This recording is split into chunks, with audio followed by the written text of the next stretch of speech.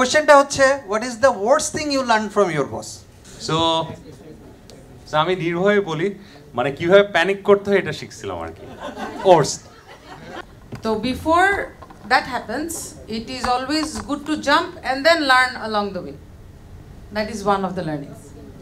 Nice, very nice.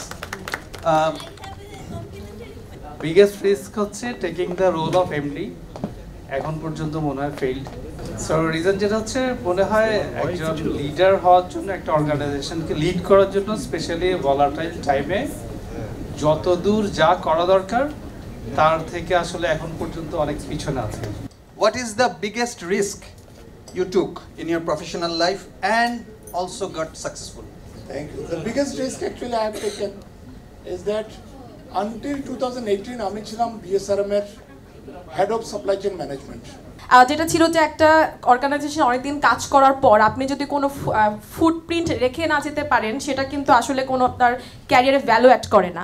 আমার মনে হয় যেহেতু আমার ভার্সিটির এখনো ইন্টার্নশিপটাও করতে হবে, যেটা আমি এটা দিয়ে চালাই দিতে চাইছিলাম বাট চাচ্ছি না, তো আমি একটা পেয়ে যাই। What one advice you would like to give the youngsters of today?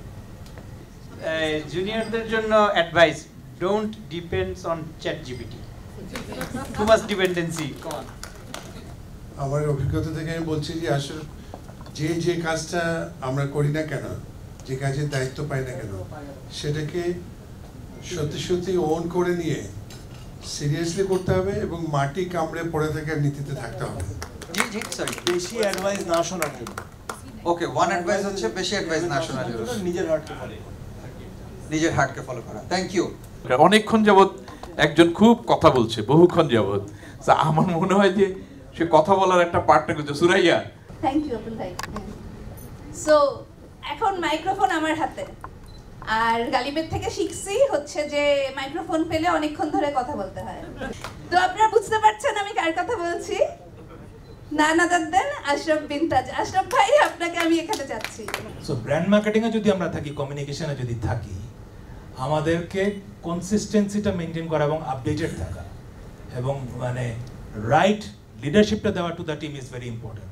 বাংলাদেশে ব্র্যান্ড জার্নালিজম হয় না, মার্কেটিং নিয়ে জার্নালিজম হয় না, কমিউনিকেশন নিয়ে জার্নালিজম হয় না। ওভারঅল আমি যদি এটাকে ব্র্যান্ড জার্নালিজম বলি, এটা হয় না।